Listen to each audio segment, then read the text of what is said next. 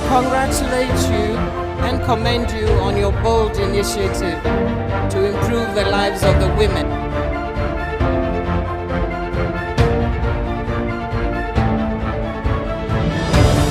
You're still watching Women, Power and Politics on the Joy News channel with me, Sweety Aborchie. I'm honored to be sitting with Ghana's Information Minister, Mrs. Fatimatu Abubakari, and the conversation has gotten very juicy. Thank you so much. You're waxing lyrical and I like it. But now let's pivot to your crucial role. We are here in your beautiful office. Now, one of your key roles as Information Minister is dissemination of government policies, programs and activities, and this revolves around ensuring transparency, effective communication, and fostering a well-informed citizenry. In the short time as you've been confirmed as Minister of Information, would you say you've lived up to expectations? Absolutely. How so? This is because when I was nominated as the Minister Designate, I had already served 4 years as Deputy Communications Director at Jubilee House, and also almost 3 years as the Deputy Minister for Information here. So the transition was smooth. I've always been in management, been in the boardroom with the then minister and all management members. So I had an idea of the direction that we want to go. But of course, whilst implementing all the good policies that were already in place, I was also mindful to also introduce initiatives that I believe will expand the work here. So which of these achievements are you most proud of, or which of these initiatives have been so successful that you can say this is what you have done under your, in your tenure so far? First of all, the moment I was confirmed, I did a media walkabout. Visiting almost 30 media houses, meeting the management and meeting the people. The accounts have a saying, say, Sumaya or Pesa or Notna, and or Chel Nechiwadi.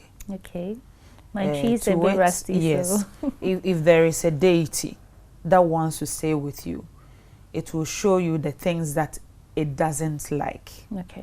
So that you do not breach. And when you don't breach, you will live together in harmony for long. And I believe as policy makers and leaders of the information sector, it's important to go and listen to the people. Know the challenges firsthand. You cannot invite just 2 or 3 people into a boardroom and say, let us cook something for the sector. It won't work because people have their own minds. So what did you find? So what I find wasn't something new. Key amongst them has to do with the economic condition of media practitioners in Ghana. The working environment, the conditions of service, the welfare policy systems, the maybe gender policy on gender, policy on sexual harassment, retirements, post-retirement arrangements, salaries, allowances, and so on and so forth. And even retooling, and especially for those in print, because we are moving digital, how sustainability of print businesses or newspaper businesses in times like this, when people don't want to wait till the next morning to see what's on the front pages because someone has already posted on social media and the conversations will die down even before you publish. But in that light, what I'm proud of is that Ghana accepted to host the International Fund for Public Interest Media Africa and Middle East office. And some of the media houses have already applied and assessed the fund. I think it's something that we've done that will really help the sector. And also the fact that we have branched away from what people will perceive as just doing government propaganda to fixing fundamental problems in the sector, including capacity building. And in that light, media capacity enhancement program, we've already trained 140 journalists. And we are doing another cohort as we speak. We are about to do the announcement. It's just because the schools were in session, we are also looking at our locations where we can do the trading when schools are not in session. Other than that, the paperwork, the working committee, the faculty, everyone is on standby for announcement for our 3rd cohort this year. So those are the things that I am proud of. And if you care to know, a week ago, we were in Kumasi to commission the first regional office for Ghana Publishing Company Limited. Something that I'm so proud of. We are very proud of we talk about SOEs not doing well, collapsing, And if you see Ghana publishing of 2016, and you see Ghana publishing of today, even here in Accra, and to think that this year they are expanding to 2 regions, we've already opened Kumasi, and we are going to open Takoradi. Oh, really? It's something that I feel so proud of. How soon? Very soon. Okay. Yes, because the Kumasi, of course, you need to engage traditional authority. All the renovation works must be complete, and they recruits. For the Kumasi office, they transferred 40% of the workforce from the head office and recruited 60% of the workforce in Kumasi. And that's a good thing. It's helping with the local economy, giving opportunities to young graduates in the region. So those are some of the things that when I look back as a ministry, I say our SOEs are doing well. They are not surviving, they are thriving. Now your predecessor, now the Minister for Works and Housing, has been hailed for his ability to develop and implement some comprehensive communication strategies. In fact, I think he's the longest serving, continuous serving Minister of Information. Some blogs even describe what he's done as the transformative legacy of Kojo Nkrumah. Does that give you any pressure at all? Not at all. Why not? I was always part of that story. He trained me. I can only build on what he left. In fact, we've heard a lot of stories about ministers and deputies. And our relationship was the exception to the rule. I think there was a time that at the Public Accounts Committee, I saw a deputy minister just walk in to come and give her side of the story, contrary to what her minister was sharing to the public. But from the day that I stepped in this ministry, our ministry has some dynamics that the public may not know. It's one of the warmest, like, nicest, coolest places that you can work. Although people think, oh, we don't have money, so nothing happens here. But the leadership, the cooperation of the management and staff, and it's also because of some of the cultures the Honorable Nkrumah introduced. When I came here, he gave me all the opportunities and exposures to host the press briefings, to host the regional ministers' State of the Regions report, to host the SIGA programs. He just pushed me and will watch some of my presentations and correct and say, I think you could have done this better. I think you should be more involved. You should do this and that. And our relationship has definitely moved from colleagues so no pressure at all. To family, not at all. I am confident in the foundations that were laid here. And I'm not reinventing the wheel. The blueprint is there. I just have to follow. So you don't change the winning strategies? No, not at all. So every program that was implemented under his reign here as Honorable Minister for Information has not changed. We are doing the same programs and also adding a few things that are required within this period. So in terms of digitalization, I know there was this Bonsu platform in Ghana today. Are they still operational? I did a quick check just this morning. They were not active. The Bonsu access is not for the public. Bonsu is for the Public Relations Coordination Division. That deploys our PROs to the various ministries, departments and agencies so that they can populate their upcoming events, their flags. If anything is coming up, we get the alert here to make sure we're able to design. Active and they are able to use it. And the Ghana today, last week they were doing some changes, trying to do a new design because we are bringing on board ORMS, an online record management system, to populate the requests that come through the RTI. Because the ministry at the Information Services Department, we have the Access to Information Division, ATID, and they are also the ones that recruit, train, and deploy information RTI officers to the various MDAs.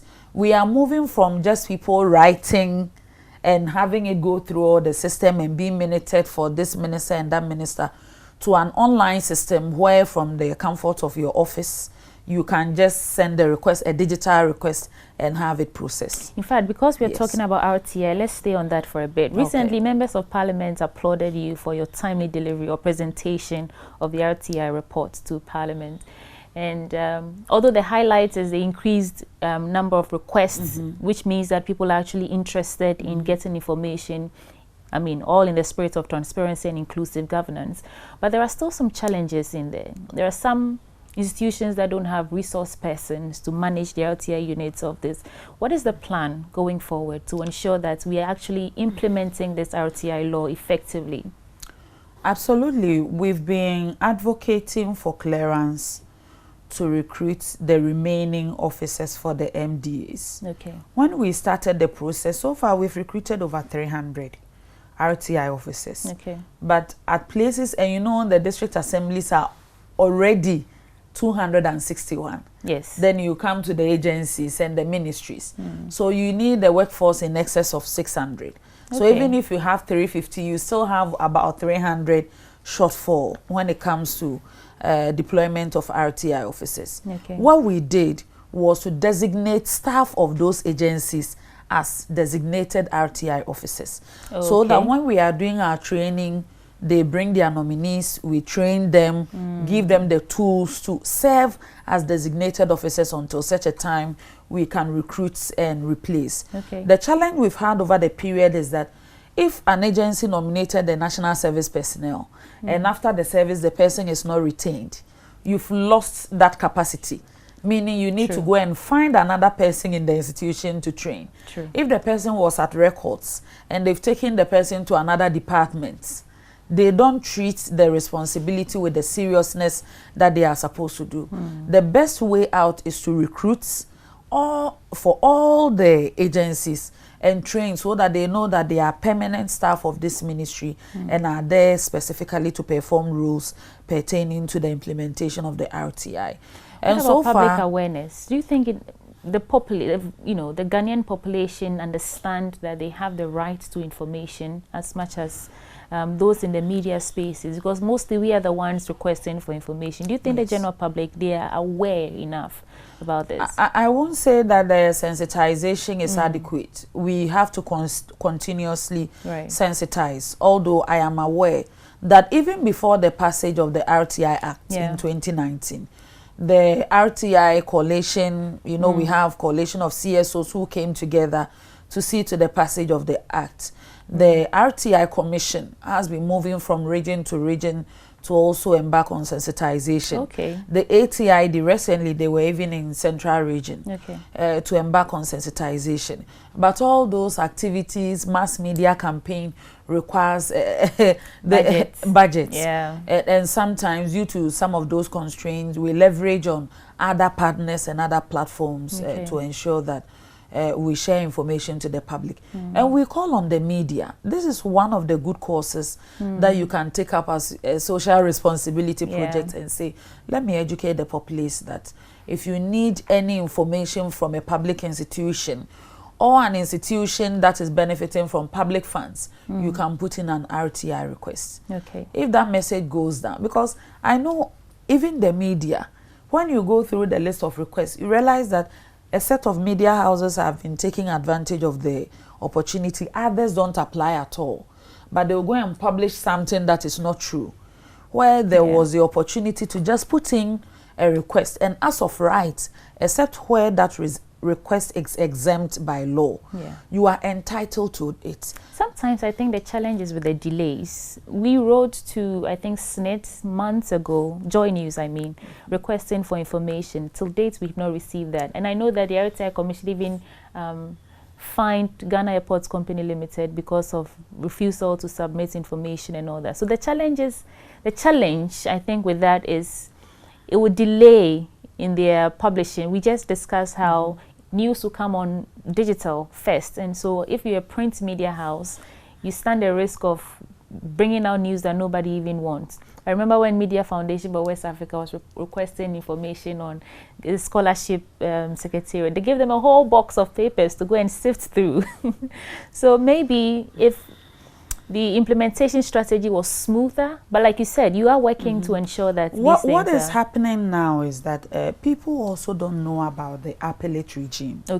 If you are supposed to be giving information within 14 days and you don't receive that information, don't give up. You should know that when the institution fails to give you, you can go to the RTI Commission for redress. If the RTI Commission fails to redress the situation, you go to the High Courts. We bring some of these acts so that we will challenge and continuously improve upon the implementation. Right. Because just as you said, someone will bring in a request and the data that they are asking for, there are boxes of information. The said institution also has its own day-to-day activities and responsibilities. So the onus lie on you requesting the information to say, I am determined to get it and get to the bottom of it. Okay. So don't be discouraged if you request for information and they bring 2 or 3 boxes or files for you to go through. Right. Because they may not be in the position to do the summary. But the moment you repeatedly use this resource, others will also be encouraged. Okay. And as I mentioned, the ORMS and allowing people to digitally apply. This year, we are talking about August this year. It will give a lot of comfort to those who don't want to go through the hassle of driving to this institution or that institution. Okay. So I'm confident that over the period the systems will improve. Because you are talking about laws and bills, let's stay on the broadcasting bill for a brief moment and then we'll take another break. So you said it's set to be laid in Parliament this year. We want to lay it this year. For education purposes, what is the significance of this broadcasting bill? What discrepancies or what clarity does it really seek to bring? Okay, first of all, we don't have a law on broadcasting in Ghana, like as in a codified single document. We don't have that. What we have are sections of other laws, either the Constitution, based on the mandate of the National Media Commission, or the NCA Act, based on their powers to regulate the spectrum for electronic media, be it TV or radio, based on the Electronic Communications Acts, based on the Cyber Security Act, among others. So you get bits and pieces from all sources. Okay. And it makes the implementation of laws under broadcasting difficult. Because some of these roles overlap. They overlap, and something will happen and agencies don't even know whose laws or whose acts supersede the other. Okay. So what we are trying to do is to get a single document that will solve all the challenges and the gray areas. For instance, if you have an issue, like if a radio station has an issue, the Constitution says that the National Media Commission is the one that can take complaints when there is a breach by a media house and vice versa. They are more or less like the supervisory agency for the media. For state-owned media, in fact, apart from bursary support, they are in charge of everything. Okay. We don't even appoint the heads of state-owned media. They see to all that. Okay. Then the same radio station or TV station will have spectrum challenges with National Communications Authority. I see that, okay, my radio, I've been taken off air, I have this issue. Meanwhile, the National Media Commission may not necessarily have an obligation towards NMC. Okay. So even getting the institutions to sit at the same table to sort some of those minute problems become a challenge. But if there is... Is that the biggest challenge now? Not at all. Together? I will pitch the biggest challenge to social media, exposure of minors and children to contents, and not having clarity on the protection of children or child rights. But I mean, the biggest challenge, the amendment started in 2012, right? Yeah. I mean, the biggest challenge, the delay in actually laying this bill in Parliament. Okay, first of all, this is the first time we've actually held a draft broadcasting bill. Okay. A final draft. Okay. There's been series of consultations. Okay. It's been like the affirmative action bill. I know the gender minister is pushing so hard to have it go to Parliament. The draft broadcasting bill, when the idea came to, from the time that the idea came about that we need a bill to this time, if you look at what has happened within our media space in the last 10 years, so much has changed. If we were talking about a bill that you were anticipating in the mid-2000s, there was no X, maybe there was no TikTok, there was no Instagram, there was no this. Now times have changed. And when we see those quick changes in the sector, it means you need to bring the stakeholders back for their inputs. So about 16 stakeholders, they have to make inputs and review. We've had sessions with Facebook, we've had sessions with all the other key stakeholders, the associations within the media space, Prempa, Giba, GJA, New Media. We keep going back to them until such a time that you will get the laws passed because of consensus building. Because if you insist on going the way it was, and then they see the draft and this association says, we are up in arms, we don't agree to the content, this is not what we want, we will never have it passed. So broader stakeholder engagement, absolutely. That's what, so and that you get it right. We've done that for so long, and I want to use the opportunity to also thank the Attorney General and also the Deputy Attorney General, Honorable Tuayeboa, Honorable Dame, and Honorable Tuayeboa. They've carried us through. We will go and come back. We want to change something. They will accommodate that back and forth for tens of times, if not hundreds. But finally, they gave us the final drafts, which we have also done a memo for Cabinet. So when do we expect this? Cabinet, the committee has to sit. When you send a memo, they will refer it to a committee. The committee has to sit and approve before you can send it to the plenary. So we don't have it can be 2 weeks, right it can be a month. Yes, it can be 6 weeks. But we continuously advocate that they should put our work on the front line. So let's unravel you within the hour. We're going to talk about your personal journey. We'll talk about some of the barriers you had to break as a woman in politics, and then we'll focus on your crucial role as the information minister, the 4th female information minister for this country. Congratulations, I must say first. Thank you so much. So to set the tone, could you provide a bit of background and some key moments in your early life that maybe influenced you to become a woman of politics today? Thank you so much. And once again, let me extend my warmest greetings to your viewers. I've been always excited to share my story because it's a story of an African child. And I think it resonates with a lot of people. And let some young women forget what they can become. I think some of us who have been given the opportunity need to share our stories. And that's why I'm always willing. If it's about background, the nuggets that I've gained along the path, if I can share that with people. I was born in Moshizongo in Kumasi. I'm actually from Garu in the Upper East region. My mom is from Denugo, also in Garu. My dad is from Pialgo. Our village is called Azugori. But both parents are from the same district. So I always say that I'm from Garu, which is absolutely correct. But I was born and raised in Kumasi. Moshizongo to be precise. That's like a town, a Muslim Islamic town in Kumasi. Moshizongo is currently under Menchia North constituency and Menchia Sub-Metro. But it's within Kumasi Metropolitan Assembly. I was born there in 1986 to a choba operator. My mom has been doing food business since I was born. She also inherited that career from her mom from her mom. Let me chip in that, same as mine. My mom did that all her life. So our family, we've been cooking for decades, almost a century. We have a long-standing history of cooks for about 4 generations, and I haven't given it up because I still have a restaurant that is running to this day. My dad was a timber operator. Unfortunately, we lost him in 2022. May God rest his soul. But whilst he was here and before retirement, he was a timber operator and formerly worked in a lot of companies at Ahensa in Kumasi. So sometimes people are surprised at how fluently that I speak Chi, but it's also because of my background. I schooled in Moshizongo for primary school at Foundation of Jesus Preparatory School. Then I moved to Bokrom MAJSS Block B for my junior secondary education.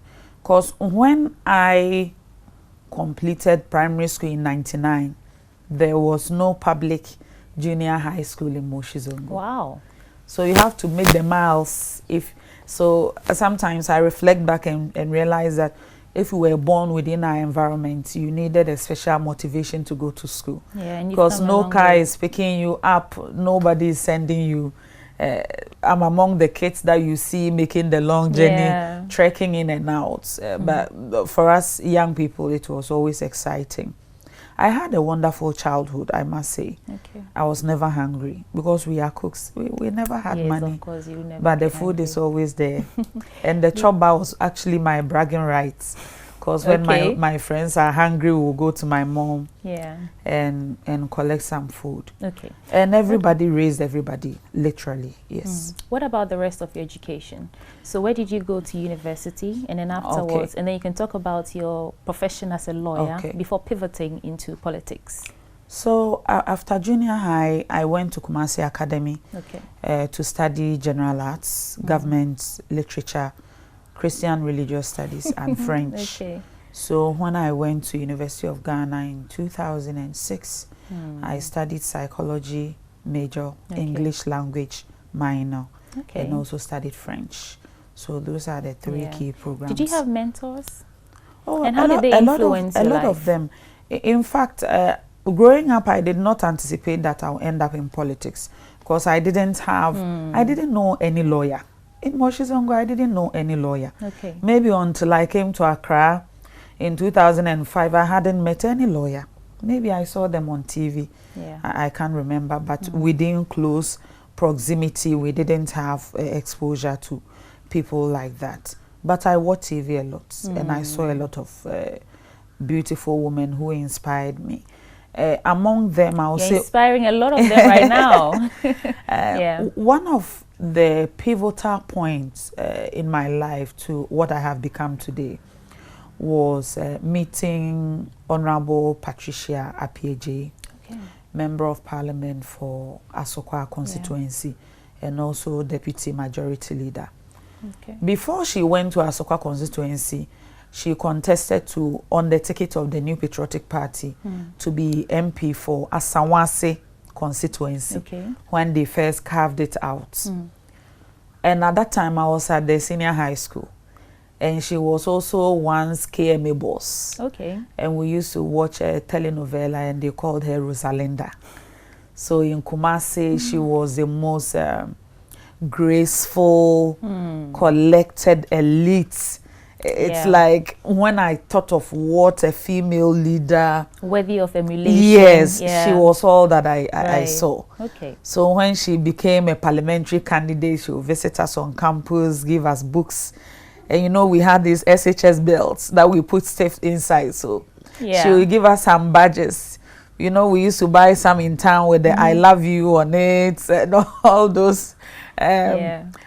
Roses now, emojis, you know, and when I had one with her picture on it, that was a turning point for me, really. I was like, this is what I think I can become. And around that same time, Honorable Oboshi Kofi, former Minister for Information, now Presidential Advisor on Media, was one of the prominent women on TV. And she speaks so eloquently to this day.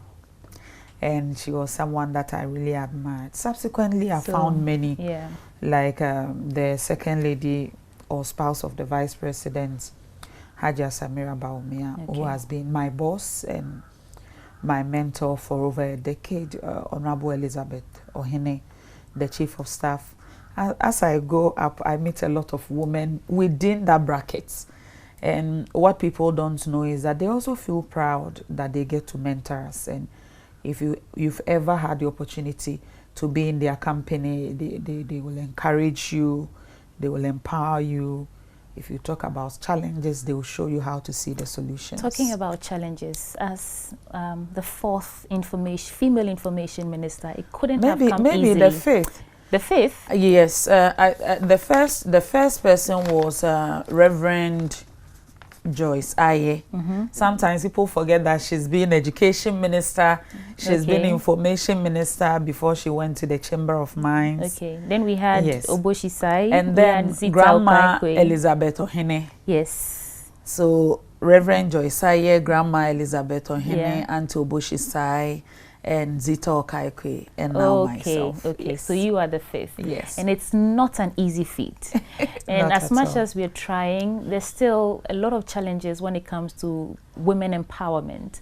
Would you say that aside your mentorship that's has propelled you to this level, would you say that women naturally need extra boost before they can attain positions of power?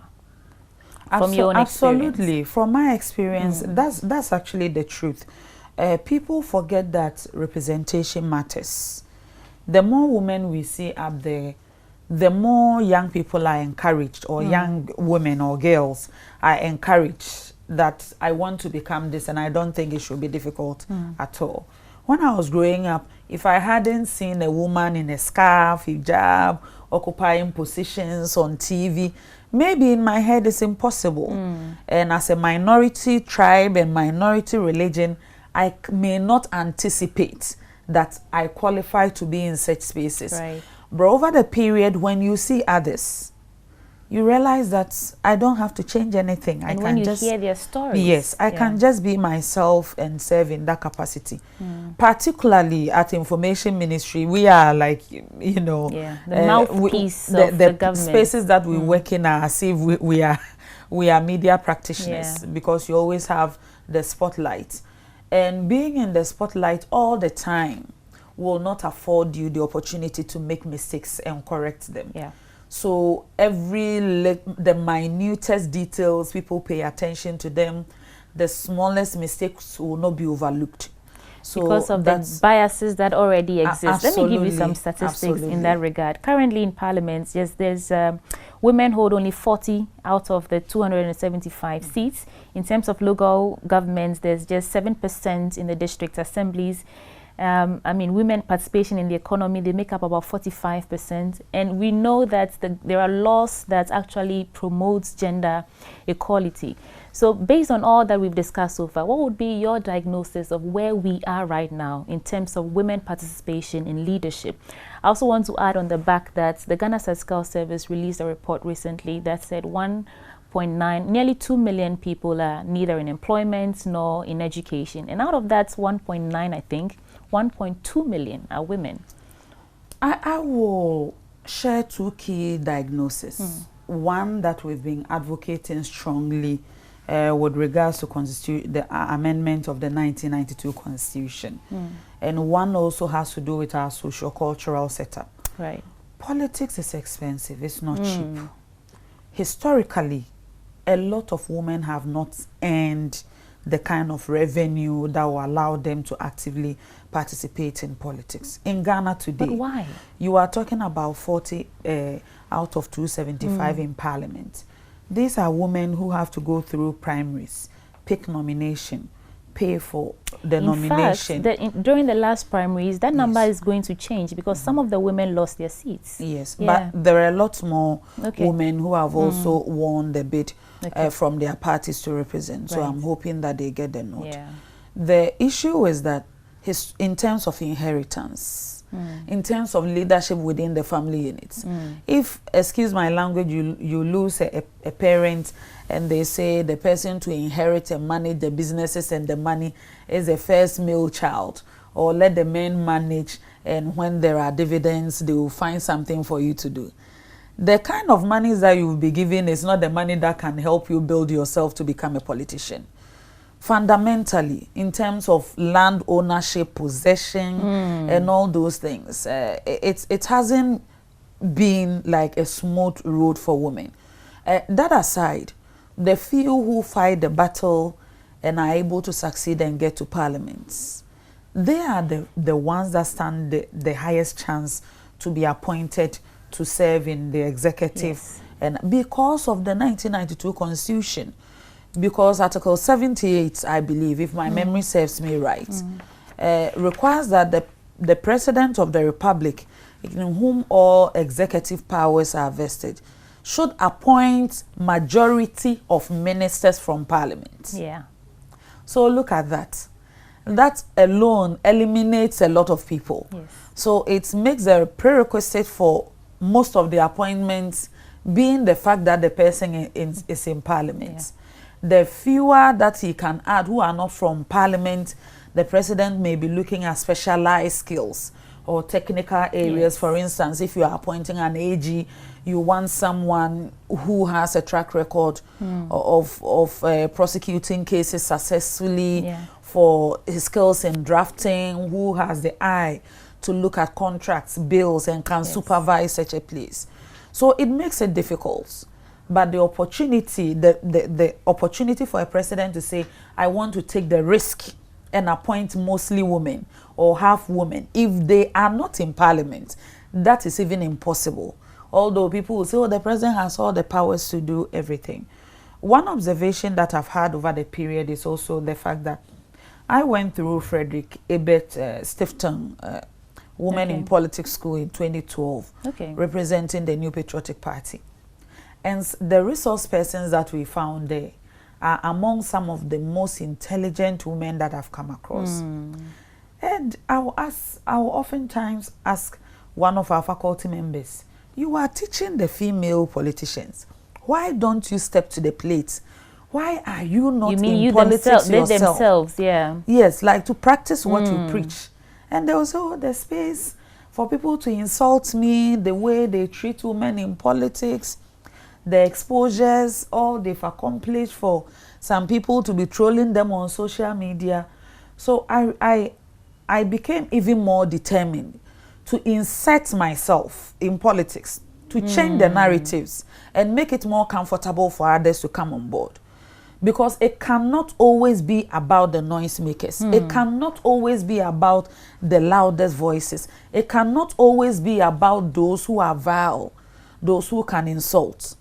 But that's the game we play in terms of our political dispensation here. The men go through it. So we should come in. The women, we should come in and do it our way. Yeah. When I go on set, I'm intentional about discussing issues.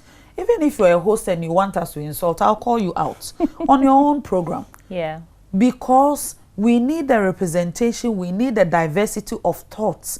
We need so much for our women to have their voices and come out and participate fully in the democratic process. Imagine if there is a conversation about sanitary pads, about menstrual hygiene, about teenage pregnancy. It's on the front pages, and all the political panel are all men. Yes. The examples are not the same. The experiences are not the same in terms of believability, relatability. You realize that people are completely off. Yes. But because you are a woman, because you've experienced it, the examples that you will use, the context of the conversation becomes completely different. And when girls are watching from home, they are like, okay, that's spot on. I can relate to that. So we need the representation. And women coming into politics, I always say that you don't need to come in shouting because you've seen some other gender shouting and you think it's like a boxing ring. No, come and do it your way. People will get catch along. Will your way win you the votes and the seats that you need? It will. And let me just add that I was reading a book just in preparing for this interview by Lois Frankel titled "Nice Girls Don't Get the Corner Office." I also watched a TEDx talk from Chimamanda Ngozi, that writer and author, and as well as some clips from Maya Angelou. And they all talk about women want to be liked. It's an indoctrination. It's a way of letting society accept us. And if you fall into, or if you buy into the narrative that you want to act so that you are liked, you won't get far, which is literally the title of the book. Nice Girls Don't Get the Corner Office. We'll take a break and then talk about your role as information minister. But how does this sit with you? Do you think that women should start changing the narrative of being liked and just go out there and do you, no matter what circumstance you find yourself in? I think already women have changed that. Already it has happened. Maybe we've not paid attention to it. Look, go to Bosomtwe girls. Now the drones, the robotics, the competitions, the girls are winning. Maybe at first, if I wanted to go to secondary school, it's most likely that I will say, let me go and choose the arts. Maybe my eloquence will make me more likable, prim and proper, organized. When there was this team of people driving from Accra to London. There was a woman who is an auto mechanic on board. Mechanic, yes. So I see those things and say women are changing the narratives already. Okay. They are doing things that traditionally a pretty girl will not do. They are branching out. Yes. In this day of technology and a lot happening, they are challenging themselves to do the big things.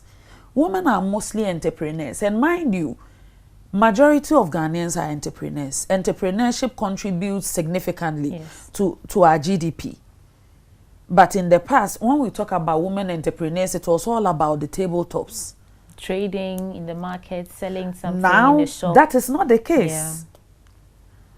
A lot of importers. You look at any of the blocks of organized labor, look at the TUC, look at other places and see women who are importing cables, who are importing products, who are into jewelry, who are into a lot of things. If you don't go to the market and don't go out there, you would think that they are not changing it. But they are not waiting to be liked. They are hustling as hard as the men are hustling. And already I believe we are on that path. I am here as a female information minister. I'm not bullied. I'm not shaking. I don't hope to always look good to come on set or to go on a show. You're doing it your way. Yes, my way. Women, power and politics in our quest to broaden women participation, conversations about women participation in our quest for development. And Honorable Minister Fatimatu Abubakari has been doing justice to our cause. Thank you so much for the time. You're welcome.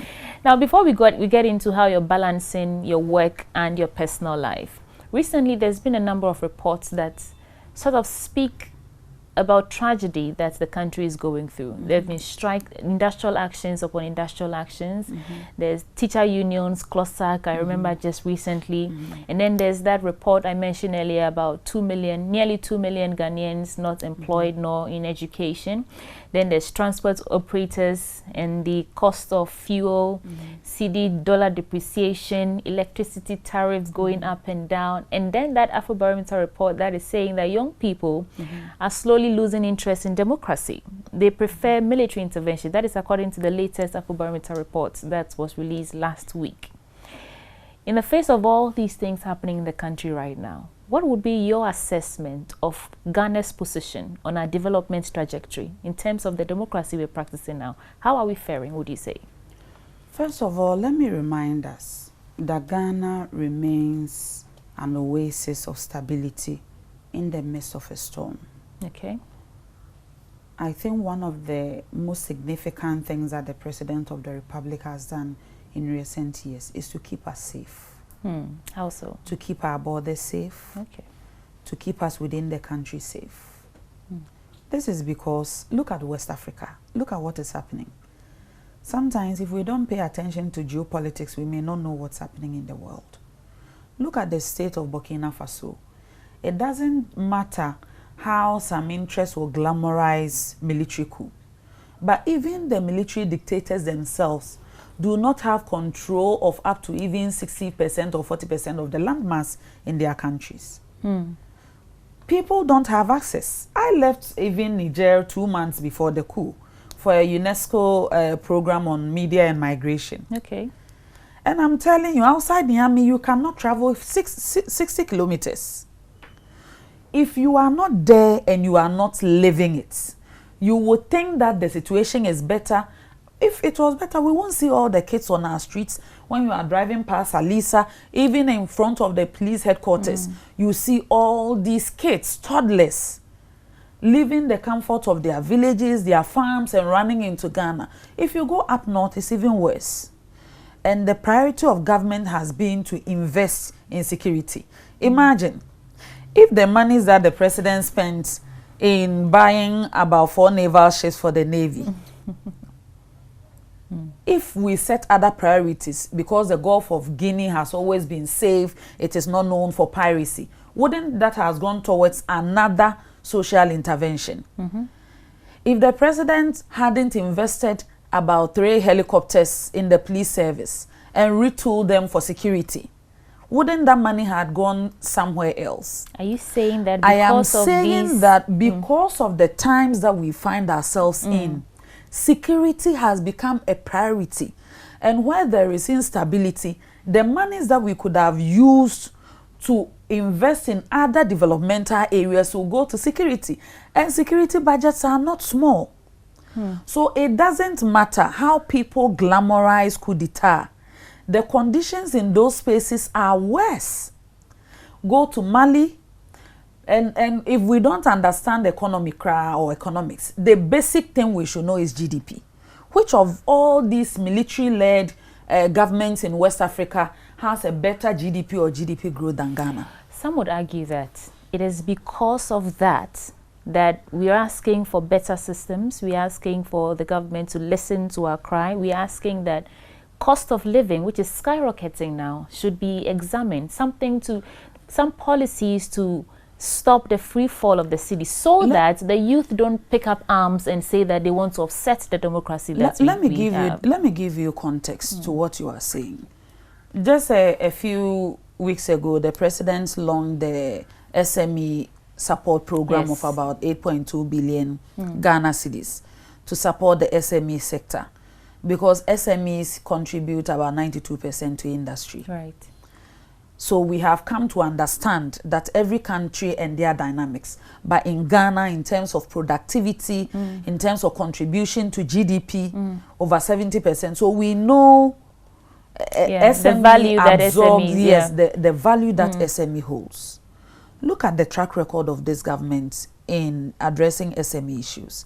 Sometimes I wish you go to the market groups, the unions, the beneficiaries, and engage them on what government is doing within the SME sector. Let me remind you, under the Ministry of Trade, before President Nana Addo Dankwa Akufo-Addo, we had NBSSI, National Board for Small Scale or Small and Medium Scale Industries. I don't know if you remember NBSSI. Yes.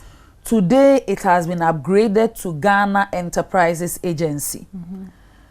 Don't take my word. Go and take the budget allocation of ministries from 2009 to 2016. See the allocation under Ministry of Trade, how much they were given to NBSSI. In fact, beyond compensation, they didn't have any significant allocation that can do anything for any business persons.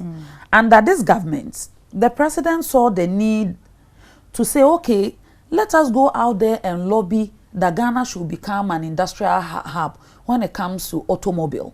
If you go to Amasaman and see assembling plants there are Ghanaians who are working there and benefiting from it. Okay. Whether it's VW or Sinotrack or Toyota or any of the companies that are assembling here, they are employing Ghanaians.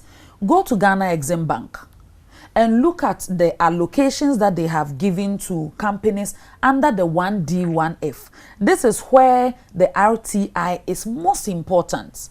The funding allocation, the support that they are giving them to clear their equipment from the ports, so that it can facilitate the growth of industry in the country to benefit the workforce. So, and now I'm talking about the SME sector, what government is doing in that space. If you go to Suhum and see the tomato processing factory that is doing Lavance tomato, you see all Ghanaians. If you go to Sehwia Kontomra and you see the rice processing factory there, that is milling rice and bagging rice, it's to the benefit of the community. But sometimes the conversation is limited to the center without a perspective as to where we are coming from. When this year, I saw the first quarter growth for Ghana, GDP growth, and saw that we had quickly moved to a quarter growth of about 4.7%, with industry leading at 6.8%. I was happy. Okay, but let me interject here. Be that as it may, these, you're basically talking about scale of preference. And just to add to what you're saying, in fact, inflation has remained flat from last year to the same year. It's the same figure. I think it stands at 4% or so. From last year is the same. I can double check. But the question I'm asking is, the ordinary Ghanaian is unable to afford their basic needs. Tomatoes is selling for what? One big one for 5 cedis, 3 for 10 cedis. Fuel prices, they don't even announce it anymore. You buy fuel for what? 1,000 cedis to fill your tank. The next day you go, you need more than 1,000 cedis.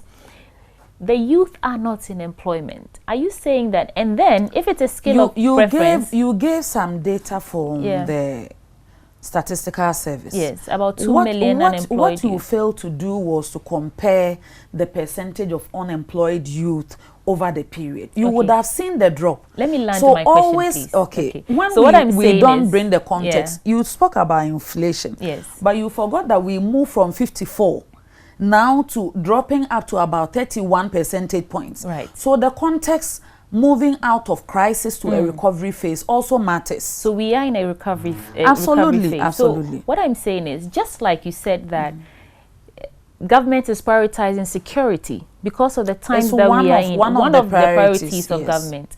Why are we pumping more than $300 million dollars into building a national cathedral if that money can go into health infrastructure, if that money can go into creating jobs or completing these one district, one factory initiatives, completing these Agenda 111 hospitals? I was at Agbogboshi, the new old onion markets recently. That place that was demolished under former Greater Accra Regional Minister Henry Korte displaced nearly 80,000 people because they said they wanted to build some modern hospital there. That place is just there. The land is regressive. They're defecating, they're peddling drugs there. So the question is, are we not misplacing our priorities? If we are prioritizing security, national cathedral, and other things that government deems important, but we, the populace, don't get the benefits of those things immediately, and we are struggling, how does that not feed into young people? We saw what happened in Kenya, picking up arms and saying that we don't want this government anymore. Sweetie, and that will be my final question. For the avoidance of doubt, yeah. I don't think there is any government in our recent history that has prioritized hospital infrastructure more than this Akufo-Addo government. Okay. Just a few days ago, on one of your platforms, I granted interviews and reminded them that the hospitals that are above 70% that they can commission this year are up to 21. If they can commission and they can commission 10, if you go to the location right now, just yesterday I saw one picture in circulation at Antieku in Ablekuma area that was in circulation, and it is not even among the top grade A hospitals that are ready to be commissioned.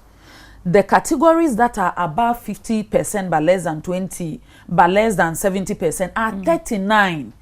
All put together, the number of hospitals that are roofed, that you can go and see physical structure done, is up to 60. Okay. I am saying this because the priorities are many, but they are not mutually exclusive. If you go to Trader today and see what government has done with Agenda 111 hospital, if you go to Ofuase, if you come to my constituency in Garu today, and if you see what government has done with Agenda 111 hospital, I feel so proud going to my village and know this is the first time we are having a state-of-the-art district hospital that is over 80%. I'm excited about that. It doesn't stop government from attending to other priorities because they are not mutually exclusive and they can be done at the same time. Okay. That being said, you were talking, and let me remind you that just last week, the president commissioned the Fomena Hospital. Yes. The president commissioned the Kumawu Hospital. Yes. It is the president who went to commission the Wa Regional Hospital. It is the president who went to commission the Tepa Hospital. Okay. All the Irojects, Vamed projects, and all other projects that were legacy projects, all the way from President Kufuor's era. This government has commissioned most of them. Okay. I went to Seria, at Seria Junction, in 2017. The Ashanti Regional Hospital that was there. When I went there, I didn't even see a 3-inch block. There was nothing. Sand and some steel trestles that were standing there. That hospital is complete. My brother lives right by the hospital. I get there every day and see what government has done at that place. And I feel so proud. We were talking about how policemen and security agencies were packed. You look at the accommodation and look at the environment within which they live. You feel sad about it. We went to Kwabenya to commission over 500 housing units for the Ghana Police Service right behind the Atomic Police Station. tomorrow the president is going to the Tesano Police College. Okay, Minister, the point is made. The point I am making is that you were talking about cathedral, yes, and other projects that you don't think are priorities because we need others in health, in education. Not that I don't think, but yes, it looks like that's the priority of government. And I am saying that that is not the only priority of government. Okay. We have a lot of priorities, but they are not mutually exclusive. Okay. Education is a priority. The president has built a university in Volta region that we are about to go and commission. The president has built local government university in Akumadan that we are going to commission. Okay. The president is building 21st century schools. Look at the kind of JHS blocks that we have in East Legon, we have in Bosomtwe and other places. But what about us? I am saying what that about our day-to-day life? The us includes putting Ghanaian children in the classroom at the expense of government. The us is about building hospitals for 81 districts that did not have hospitals. Okay. The us is about retooling the security agencies so that they can protect us. You can have a mansion. If your mansion is in Ouagadougou today, you will no longer have a mansion. If your mansion is in Niamey, you will not have a mansion. If it's in Timbuktu, will you have a mansion? If there is tear gas, if there are bombs and everything. So all that you have said are priorities. And let me remind you specifically on the cathedral. Yes. What the vision and the explanation that I heard from the Board of Trustees, at least I have heard Reverend Kusi, I've heard Dr. Joyce Aye.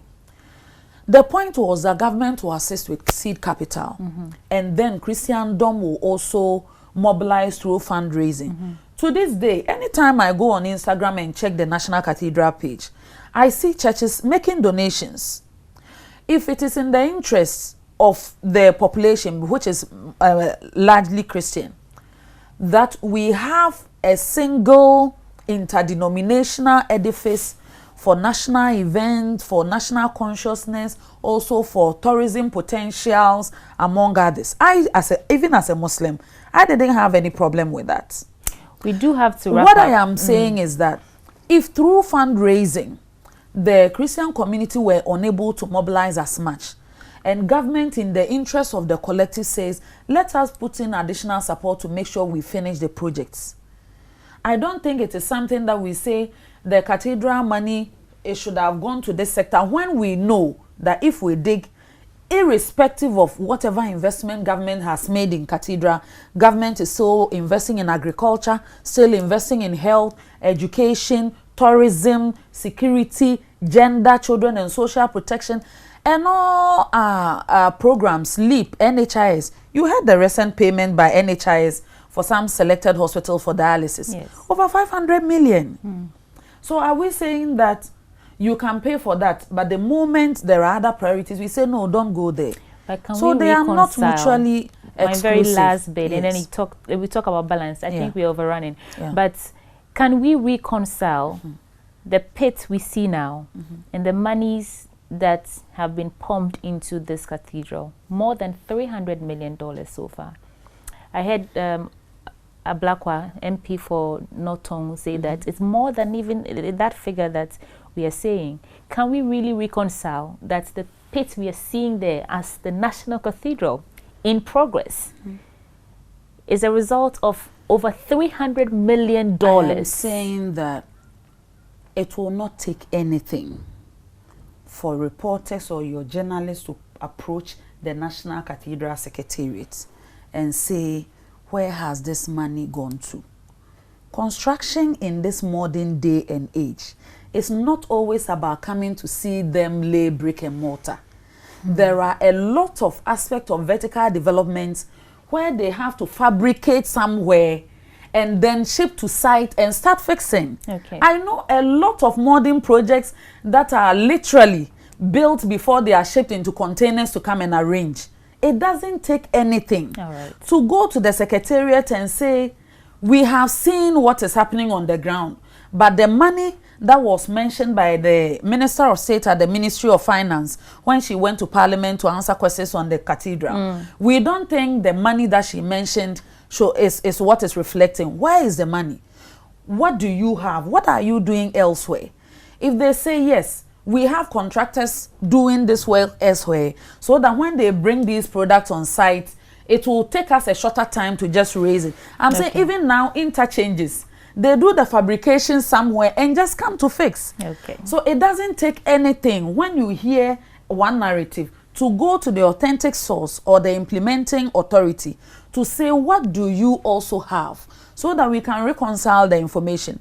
Because I have heard on countless occasions where even the Honorable Okujeto himself has blown hot air.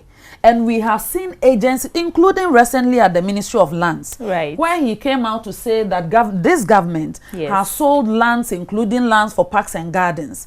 When the Ministry of Lands and Natural Resources brought a statement that these lands that you are accusing this government of selling were leased as far back as 2015, 2016, why hasn't the Honorable MP been honorable enough to come back to you, the journalists, to say, in fact, I saw this, I thought this is the case, but upon hindsight, it is only honorable that I come back to the media that what I thought was the case was what happened under my regime, under the leadership of former President John Dramani Mahama. I think it is only fair. But even after the fact is brought to you, you all keep quiet and allow the honorable member of parliament to move this from as you calling him out. I'll take you calling him out to come and agree. It is the honorable thing to do. So well it is sad that you've allowed him to just disappear from that subject matter of this government's appointees selling state lands and moving quickly on to something else. All right. It does not give that credibility of what he claims to be. It is only fair that when you found out the truth, that it was the lease, the processes started in 2013, 2014, completed in 2015, 2016, you shouldn't have even allowed him to proceed with any other interview. On to RTI, yes, we will get all these pieces of information and we will verify. Absolutely. Madam Minister, finally, you are a passionate minister. I see you oozing with a lot of passion. How do you stay this flawless and still combine the work you do, and you are a family woman? What is your secret to combining all these things and still keeping your head up? I'm sure a lot of young people are watching us and they're wondering, I cannot be a minister and be in school, and you cannot juggle all those things. What is your expert advice? And then we can go. I'll say sufficient for me is God Almighty. He is the best disposer of affairs. I am always out there doing the best that I can, be it as a mother, as a wife, as a minister, as a sister, as a daughter, as a friend. I am guided to do my best. And to rest, we need to teach women how to rest. We always say balance, balance. You need to balance as if blood is not running, as if they don't get stressed, they don't get depressed, they don't get tired. So I tell people, do it your way, plan. We have 24 hours in a day. Your first failure is failure to manage time. If you're able to learn time management, you will be fine. Leave the rest to God. Your conviction, your intentions, your integrity, the rest, be yourself. So I don't feel differently now that I'm a minister than I was a choba operator or working at Lansdowne or at law school. I try as much as possible to be myself and have the conscience of contribution, conscience of patriotism, that do your best. I love this country. I love our people. I think I have something to offer. And I think people believe I have something to offer. You do. That's why I've been given this opportunity. And don't look at somebody as a yardstick and all of a sudden maybe they speak in bass or tongues or something. I need to all of a sudden metamorphose into something that I am not. But with God before us and behind us, I am guided, and I know He alone is sufficient. So first God, second time management. Honorable Fatimatu Abubakari, thank you so much for making the time. It's been an all-encompassing conversation, and I've enjoyed myself. My morning started slow. I was like, but how now, am I doing interview today?